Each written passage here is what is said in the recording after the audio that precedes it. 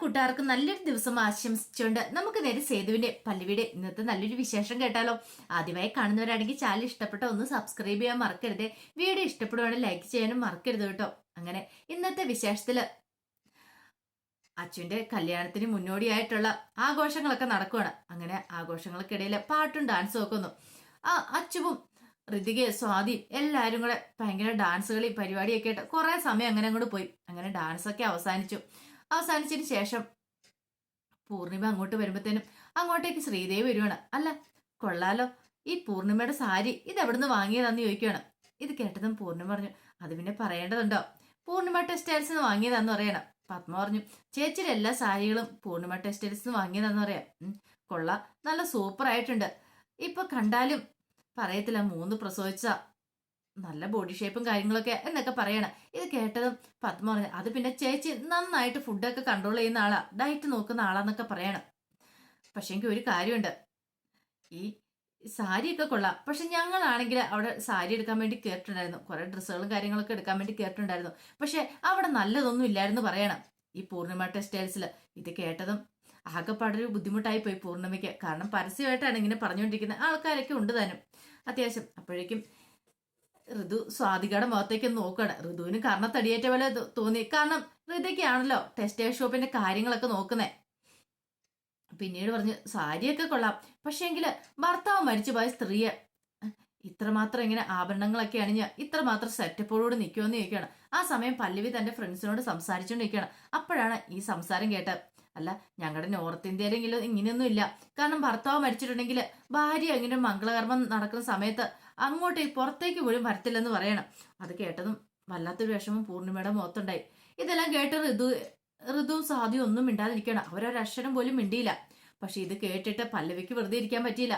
പല്ലവി അങ്ങോട്ടേക്ക് വരുവാണ്. പല്ലവി വന്നിട്ട് പറഞ്ഞു, എന്താ കാര്യം, ഭർത്താവ് മരിച്ച സ്ത്രീക്ക് എന്താ നന്നായിട്ട് വേഷം ധരിച്ചുകൂടെ, ആഭരണങ്ങൾ ഇട്ടൂടെ എന്നൊക്കെ എവിടെ എഴുതി വെച്ചിരിക്കുന്ന, അതൊന്നും പാടില്ലെന്നും ഏത് പുസ്തകത്തിൽ എഴുതി വെച്ചിരിക്കുന്ന ചോദിക്കുക. അത് കേട്ടത് ശ്രീദേവി, ഞങ്ങളുടെ നോർത്ത് ഇന്ത്യയിൽ അങ്ങനെയൊക്കെയാ, നിങ്ങളുടെ നോർത്ത് ഇന്ത്യയിൽ അങ്ങനെയൊക്കെ ആണെങ്കിൽ ഇവിടെ അങ്ങനെയൊന്നും ഇല്ല, എങ്ങനെയൊന്നും വരാൻ പാടില്ലെന്നും ഇല്ല. ഭർത്താവ് മരിച്ച് സ്ത്രീയെ അടുക്കളപ്പുറത്ത് മാത്രം ഒതുങ്ങി കൂടണമെന്നും ഒരിടത്തും പറഞ്ഞിട്ടില്ല എന്ന് പറയാം. ഇത് കേട്ടതും ഋതിക പറഞ്ഞു, ഇതേ ഞങ്ങളുടെ കുടുംബക്കാരിയാ, അതിനകത്ത് നീ കയറി തലയറണ്ട. ഇതൊക്കെ നിന്നോട് പറയാൻ ആരാ പറഞ്ഞേ? അച്ഛൻ്റെ അമ്മയാൻ പോകുന്ന ആളാ ഈ നിൽക്കുന്ന ശ്രീദേവി ആന്റി. അവരോട് ഇങ്ങനെയൊക്കെ പറയാൻ നിനക്ക് ആരാ അധികാരം തന്നെ നിൽക്കുക? ഇത് കേട്ടതും പെട്ടെന്ന് തന്നെ അവൾ പല്ലവി പറഞ്ഞു, അതെ ഞാൻ ഈ കുടുംബക്കാരിയൊന്നും അല്ല, പക്ഷേങ്കില് ഇങ്ങനത്തെയുള്ള കാര്യങ്ങളൊക്കെ അനീതിയെ കണ്ടും കേട്ടാലും എനിക്ക് പ്രതികരിക്കാതിരിക്കാൻ പറ്റില്ല. ഞാനിത് സ്ത്രീ എന്ന നിലയിൽ പ്രതികരിച്ചു പോകും. കാരണം ഭർത്താവ് മരിച്ച സ്ത്രീയെ ഒരിക്കലും പുറത്തിറങ്ങാൻ പാടില്ല, അല്ലെങ്കിൽ അവർക്ക് ആഭരണങ്ങൾ ധരിച്ചുകൂടെ, നല്ല ഡ്രസ്സ് ധരിച്ചുകൂടെന്നും ഒരിടത്തും പറയുന്നില്ല, ഒരു ഭരണഘടനയും പറയുന്ന കാര്യങ്ങളല്ല. അതുകൊണ്ട് എനിക്ക് ഇതിനെ എതിർത്തേ മതിയാവുള്ളൂ ഒരു സ്ത്രീ എന്ന നിലയിൽ. ഇപ്പൊ ഞാൻ ഈ കുടുംബക്കാരി അല്ലെങ്കിലും എനിക്ക് പറയാതിരിക്കാൻ പറ്റില്ല. അമ്മയെന്നല്ല, ഇപ്പൊ ആരെ കുറിച്ച് ഇങ്ങനെ പറഞ്ഞാലും ഞാൻ ഇവിടെ പ്രതികരിച്ചിരിക്കും എന്ന് പറയാ. അല്ല, ഇത്ര സമയം ഉണ്ടായിരുന്നല്ലോ, എന്നിട്ട് ഇതുവരെയായിട്ട് നീ എന്താ ഒന്നും പറയായിരുന്നേ എന്ന് ഋതുവിനോട് ചോദിക്കുകയാണ്. നിനക്ക് എന്തായാലും പറയാനായിരുന്നെങ്കിൽ നിന്റെ അമ്മേനെ കുറ്റപ്പെടുത്തി കഴിഞ്ഞപ്പോ നിനക്ക് വായിക്കാത്തനാവില്ലായിരുന്നോ, നിനക്ക് വിളിച്ച് പറയാൻ വല്ലാരും ചോദിക്കും. ഋതുവിന് എന്തേലും പറയാൻ പറ്റുമോ? ഋതു ആകെപ്പാടെ നാണം കെട്ട് നിൽക്കുകയാണ്. ആ സമയത്ത് ശ്രീദേവി ഇങ്ങനെ നോക്കുകയാണ്, രൂക്ഷമായിട്ട് നോക്കുകയാണ് പല്ലവീനെ. പിന്നീട് ശ്രീദേവി ദേഷ്യപ്പെട്ട് അങ്ങോട്ട് പോയപ്പോഴത്തേനും പല്ലവി പൂർണിമയോട്, അതെ അമ്മ വിഷമിക്കൊന്നും വേണ്ടാന്ന് പറയാണ്. അങ്ങനെ പറഞ്ഞിട്ട് പല്ലവി അങ്ങോട്ട് പോകുമ്പോഴത്തേനും പൂർണിമ പുറകെ ചെന്നിട്ട് താങ്ക്സ് എന്ന് പറയണേ. എന്തിന്? അല്ല, ആ സമയത്ത് മോൾ അങ്ങനെ വന്ന് പറഞ്ഞേനെ. അമ്മയാണെങ്കിൽ ആരാണെങ്കിൽ ഞാൻ അങ്ങനെ പറഞ്ഞിരിക്കും. കാരണം ഇത് നമ്മുടെ അവകാശമാണ്, അത് അവർക്ക് കൈകടത്തേണ്ട കാര്യമില്ല. ഇത് നമ്മുടെ പേഴ്സണൽ കാര്യത്തിൽ അവർക്ക് ഇടപെടേണ്ട കാര്യമില്ല. പിന്നെ അമ്മേനെ അങ്ങനെ ആരെങ്കിലും നോവിച്ചിട്ടുണ്ടെങ്കിൽ എനിക്കത് കണ്ടും കേട്ടും മിണ്ടായിരിക്കാൻ പറ്റുമോ? ഒരിക്കലും ഇല്ല എന്ന് പറയണേ. ഞാനിവിടുത്തെ ചോറ് തന്നല്ലേ ഇപ്പൊ മുന്നോട്ട് പോയിക്കൊണ്ടിരിക്കുന്നത്, എനിക്ക് അമ്മേനെ അപമാനിച്ച് അത് കണ്ടും കേട്ട് നിൽക്കാൻ പറ്റില്ല എന്ന് പറയണം. എന്തെന്നില്ലാത്ത സന്തോഷം തോന്നി പൂർണിമയ്ക്ക്. സ്വന്തം മക്കള് പോലും ഒന്നും മിണ്ടാതെ മാറി നിൽക്കുകയോ ചെയ്തേ. അപ്പോഴാണ് ഇന്നലെ വന്നു കയറി ഇവള് തന്നെ രക്ഷിക്കാനായിട്ട് വന്നിരിക്കുന്നത്. അതൊക്കെ ഓർത്ത് കഴിഞ്ഞപ്പോഴത്തേനും പൂർണിമയുടെ കണ്ണ് നിറഞ്ഞു.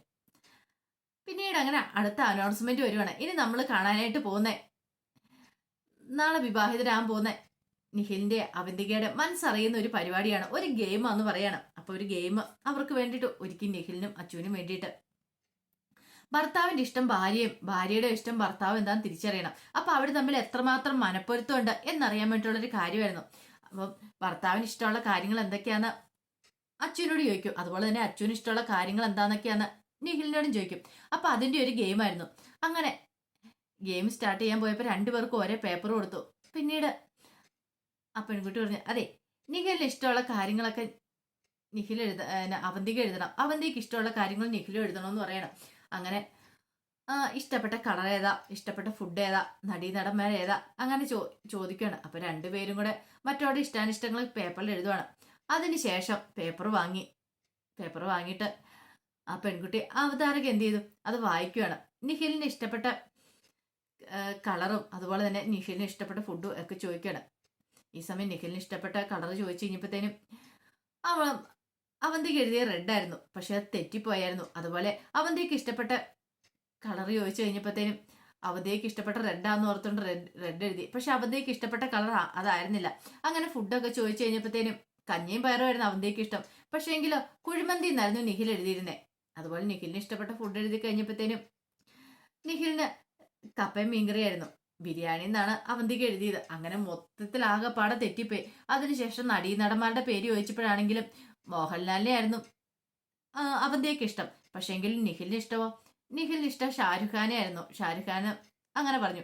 അവസാനം മൊത്തത്തിൽ തെറ്റിക്കഴിഞ്ഞപ്പോഴത്തേനും എല്ലാവരും ഇരുന്ന് ചിരിക്കാൻ തുടങ്ങി. പക്ഷെ ഇതൊന്നും കണ്ട് ശ്രീദേവിക്ക് അങ്ങോട്ട് പിടിച്ചില്ല. ശ്രീദേവി അവിടെ നിന്ന് ചാടി എഴുന്നേറ്റിട്ട് പറഞ്ഞു, അതെ മതി, നിർത്ത്, ഈ ഗെയിം ഇത്രത്തോളം മതി എന്ന് പറയണം. പെട്ടെന്ന് അവതാരം പറഞ്ഞു, അയ്യോ മാഡം, ഇതൊരു തമാശയ്ക്ക് വെറുതെ ഒരു ഗെയിമാണ്, ഒരു കോമഡി എന്ന് പറയണേ. എന്ത് കോമഡി ആണെങ്കിലും എന്റെ മകനെ മനഃപൂർവ്വം അപമാനിക്കാൻ വേണ്ടി നിങ്ങൾ ക്രിയേറ്റ് ചെയ്തല്ലേ ഇങ്ങനെയൊന്ന്, ഇത്രയ്ക്ക് വേണ്ടിയിരുന്നില്ലെന്ന് പറയണം. ഇത് കേട്ട് കഴിഞ്ഞപ്പോ അവർ പറഞ്ഞു, മാഡം അങ്ങനെയൊന്നുമില്ല, വേണ്ട കൂടുതലൊന്നും വേണ്ടെന്ന് പറയണം. പ്രധാനം പറഞ്ഞു, നിർത്തിയാരെ ഈ പരിപാടി ഇവിടെ കൊണ്ട് നിർത്തിയാക്കാൻ പറയണം, ഇത് വേണ്ടാന്ന് പറയണം.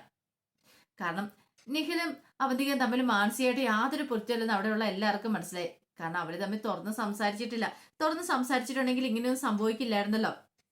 അങ്ങനെ അവസാനം ആ ഗെയിം അവിടെ നിർത്തി കഴിഞ്ഞപ്പോഴത്തേനും പിന്നീട് ഇനി ഫുഡ് കഴിക്കാന്നുള്ള അനൗൺസ്മെന്റ് വന്നു. അങ്ങനെ അങ്ങോട്ട് മാറിപ്പോയി അച്ഛൻ നിൽക്കണം. അപ്പോഴത്തേനും അച്ഛൻ്റെ അടുത്ത് നിഖിൽ വന്നിട്ട് ചോദിച്ചു, ഓഹോ അപ്പം മനഃപൂർവ്വം അപമാനിക്കാൻ വേണ്ടിയിട്ടായിരുന്നു ഈ ഗെയിമില്ലേ, എന്തിനു വേണ്ടിയായിരുന്നു ഇങ്ങനെ ഒരു പരിപാടി നടത്തിയേ, ഇതിന്റെ വല്ല കാര്യം ഉണ്ടായിരുന്നു ചോദിക്കുക. പെട്ടെന്ന് അവന്തിക പറഞ്ഞു, അതെ ഞങ്ങളുടെ ഇവിടേക്ക് ഇങ്ങനെയാന്ന് പറയണം, പിന്നെ ഞങ്ങളുടെ നോർത്തിൽ ഇങ്ങനെയൊന്നുമില്ല, എന്നാ പിന്നെ നിങ്ങൾക്ക് നടത്തിക്കൂടായിരുന്നോ, എന്തിനു ഞങ്ങളെ ബുദ്ധിപിടിച്ചെന്ന് അവന്തിക ചോദിക്കുകയാണ്. നടത്താൻ അറിയത്തില്ലാഞ്ഞിട്ടൊന്നും അല്ല, പക്ഷെ ഇവിടെ വെച്ച് ഗംഭീരമായിട്ട് നടത്തുന്നു പറയുന്നോണ്ടാ, വെറുതെ മനുഷ്യന് നാണം കിട്ടാനായിട്ട് ആൾക്കാരുടെ മുന്നിൽ ഒരു പരിപാടി ഇല്ലാത്ത പോലെ എന്ന് പറയണം. അവന്തിക്ക് ദേഷ്യം വന്നു. അവന്തിക പറഞ്ഞു, അതെ മനസ്സുണ്ട് നിന്നാ മതി, എനിക്കൊരു നിർബന്ധമില്ലെന്ന് അവന്തിക പറയണം. അവന്തിക്ക് അല്ലേ തന്നെ ഒരു ഇഷ്ടമില്ലായിരുന്നു നിഖിലിന്റെ പ്രവൃത്തിയൊന്നും ഇഷ്ടപ്പെടുന്നില്ല. കല്യാണത്തിന് മുമ്പ് ഇതാണെങ്കിൽ കല്യാണത്തിന് ശേഷം എങ്ങനെയായിരിക്കും എന്നൊരു ചിന്തയും മനസ്സിലുണ്ടാകുന്നുണ്ട്. അങ്ങനെ നിൽക്കുന്ന സമയത്താണ് ശ്രീഹരി ഫുഡൊക്കെ ആയിട്ട് വരുന്നത്. ഫുഡെന്നും പറഞ്ഞിട്ട് കൊണ്ടുവരുവാണ്. പെട്ടെന്ന് നിഖിൽ ചോദിച്ചു, നിന്നോട് ഫുഡ് ചോദിച്ചോന്ന് ചോദിക്കാം. അല്ല അത് പിന്നെ നിങ്ങൾ ഫുഡ് കഴിക്കാതെ മാറി നിൽക്കുന്നുണ്ടപ്പോ എന്നും പറഞ്ഞോണ്ട് ഇങ്ങോട്ട് പൊക്കി പിടിച്ചോണ്ട് വന്നോ, ഇപ്പൊ വേണ്ടാന്ന് പറയണം. ഇത് കേട്ട് കഴിയുമ്പത്തേനും ശ്രീഹരിക്ക് വല്ലാത്ത വിഷമായിപ്പോയി. എന്ന് താൻ വലിയ തെറ്റ് ചെയ്ത പോലെയാണ് അവൻ പെരുമാറിക്കൊണ്ടിരിക്കണമെന്നൊരു ചിന്ത ശ്രീഹരിയിൽ ഉണ്ടാവണം. ശ്രീഹരി ഒന്നും മിണ്ടാതെ അങ്ങോട്ട് പോകാൻ തുടങ്ങിയപ്പോഴത്തേനും അവന്തേക്ക് വിളിച്ചു, ശ്രീഹരി എനിക്ക് വേണം ഫുഡ് എന്ന് പറയണേ, കൊണ്ടുവരാൻ പറയണം. അതെ വേണ്ടാത്തവർക്ക് വേണ്ട, അവര് കഴിക്കണ്ട, കുഴപ്പമൊന്നുമില്ല, ഒരു കാര്യം ചെയ്യുക, ശ്രീഹരി ഇത് കഴിക്കുക, നമുക്ക് ഇവിടെ നിന്ന് കഴിക്കാന്ന് പറയണം. ശ്രീഹരി ദയനീയമായിട്ട് അച്ഛനെ ഒന്ന് നോക്കണം. നിഖിലിനത് ഇഷ്ടപ്പെട്ടില്ല. നിഖിൽ പറഞ്ഞു, ഇങ്ങതാ ഞാൻ കഴിക്കാന്ന് പറയണം. ആ ഫുഡ് അങ്ങോട്ട് വന്നിട്ട് പറഞ്ഞു, അതെ എന്റെ ഭാര്യ ഞാൻ പോകുന്ന പെൺകുട്ടിക്ക് ഞാൻ കമ്പനി കൊടുത്തോളാന്ന് പറയാണ്. ശ്രീഹരി ഒന്നും മിണ്ടാതെ അച്ഛനെ ഒന്ന് നോക്കിക്കൊണ്ട് അങ്ങോട്ട് പോവാണ്. അങ്ങനെ തിരിഞ്ഞു നോക്കി അങ്ങോട്ട് പോയി കഴിയുമ്പോഴത്തേനും അച്ഛനും നിഖിലും കൂടെ ഒരു ടേബിളിന്റെ അടുത്ത് പോയിരുന്നു. ഈ സമയം അച്ചു ശ്രീഹരിയെ നോക്കുവാണ്. അങ്ങനെ ശ്രീഹരി അച്ഛനെ നോക്കിക്കൊണ്ട് പോണ സമയത്താണ് അങ്ങോട്ടേക്ക് മിത്രേട്ടൻ വരുന്നത്. അറിയാതെ മിത്രേട്ടനുമായിട്ട് കൂട്ടിമുട്ടുവാണ്. പെട്ടെന്ന് മിത്രേട്ടൻ ചോദിച്ചു, എന്താടാ നിന്റെ മുഖത്ത് കണ്ണില്ലെന്ന് ചോദിക്കുവാണ്. ശ്രീഹരി അല്ല അത് പിന്നെ ഞാന് എന്നും പറഞ്ഞോണ്ട് അച്ചു വരുന്ന ഭാഗത്തേക്ക് നോക്കുക. ഓഹോ അപ്പൊ ഇതാണ് കാര്യമില്ലേ, നീ അങ്ങോട്ട് വായി നോക്കി വന്നോണ്ട് എന്നെ കണ്ടില്ല, അങ്ങനെ വരട്ടെ കാര്യങ്ങള്. എടാ നിനക്ക് ഇത്രയ്ക്ക് ഇഷ്ടമാണ് പിന്നെ നിനക്ക് അവളെ എങ്ങോട്ട് വിവാഹം കഴിച്ചുകൂടെ, ഇനി നീ എന്തിനാ മടിച്ചു നിൽക്കണേന്ന് ചോദിക്കാം. ഇതേ മിത്രേട്ടാ വെറുതെ പോലും ഇങ്ങനെയൊന്നും പറയല്ലെന്ന് പറയണം. എന്ത് വെറുതെ, ഞാനുള്ള കാര്യമല്ലേ പറഞ്ഞേ, ഞാൻ സത്യമായിട്ടുള്ള കാര്യം പറഞ്ഞേ, നീ എന്തിനാ അതിനെ എതിർക്കുന്നേ, അതിനെ എതിർക്കേണ്ട കാര്യമൊന്നും ഇല്ലെന്ന് പറയാണ്. അത് കേട്ട് കഴിഞ്ഞപ്പോഴത്തേനും ശ്രീഹരി പറഞ്ഞു, ദേ മിത്രേട്ട ഒന്നും മിണ്ടായിരിക്കുന്നുണ്ടോ, എടാ ഇതാണ് പറ്റിയ സമയ, ആ നിഖിലിന്റെ സ്വഭാവം എനിക്ക് ഒട്ടും ഇഷ്ടപ്പെടുന്നില്ല, ആ നിഖിൽ അത്ര നല്ലവനല്ല, കണ്ടില്ലേ അച്ഛന്റെ ജീവിതം താർന്നു പോകത്തുള്ളെന്ന് പറയാണ്. പെട്ടെന്ന് ശ്രീഹരി പറഞ്ഞു, എന്നെ കൊണ്ട് അങ്ങനെ ചെയ്യാൻ പറ്റില്ലെന്ന് പറയണം. ഇത് കേട്ടോണ്ടാണ് പല്ലവി വരുന്നത്. എന്താ ശ്രീഹരിക്ക് ചെയ്യാൻ പറ്റാത്തെന്ന് ചോദിക്കും. ഒന്നുമില്ല എന്ന് പറയണം. പെട്ടെന്ന് എന്തോ കാര്യമുണ്ടല്ലോ, എന്താ മിത്രേട്ട, ഞാൻ പറയാന്ന് പറയണം. വേണ്ട പറയണ്ടെന്ന് പറയണം. മിത്രേട്ടൻ പറ, ഇനിയും മറച്ചു വെച്ചിട്ട് കാര്യമില്ലെന്ന് കരുതി മിത്രേടൻ പറഞ്ഞു. അതെ, ആ നിഖിൽ അത്ര ശരിയല്ല എന്നാ ഞങ്ങൾ പറയണെന്ന് പറയണ. എനിക്കും അത് തോന്നിയെന്ന് പറയണം. ഇത് കേട്ട് കഴിഞ്ഞപ്പോ മിത്രേടൻ പറഞ്ഞു, ഇനിയിപ്പോ എന്ത് ചെയ്യാൻ പറ്റും? പല്ലവിയും പറഞ്ഞു, അത് ശരിയാ, അവസാന നിമിഷമായിപ്പോയി, അല്ലെങ്കിൽ എന്തേലും ചെയ്യണമെന്ന്. ഇനിയിപ്പോ എന്ത് ചെയ്യാൻ പറ്റും? ഇനി എല്ലാം ദൈവത്തിന്റെ കയ്യിലാ. വരുന്നിടത്ത് വെച്ച് കാണാന്ന് പറയണം. അപ്പോഴേക്കും പല്ലവിനെ അവിടെ അകത്ത് നിന്നിട്ട് പൂർണ്ണിമ വിളിക്കണം. അതെ അമ്മ വരുന്നതെന്ന് പറഞ്ഞ് പല്ലവി അങ്ങോട്ടേക്ക് പോയി കഴിയുമ്പോഴത്തേനും എന്ത് ചെയ്യണമെന്ന് അറിയത്തില്ലാതെ ശ്രീഹരി ഇങ്ങനെ നിൽക്കുകയാണ്. അപ്പൊ അതിന്റെ വിശേഷങ്ങളൊക്കെ നമ്മളൊന്ന് കണ്ടേ. ഇതിന്റെ ബാക്കി വിശേഷങ്ങളുമായിട്ട് വൈകുന്നേരത്തെ പ്രമോയി വരാട്ടോ. ഒരിക്കൽ കൂടി എല്ലാവർക്കും നല്ലൊരു ദിവസം ആശംസിച്ചു നിർത്തുന്നു.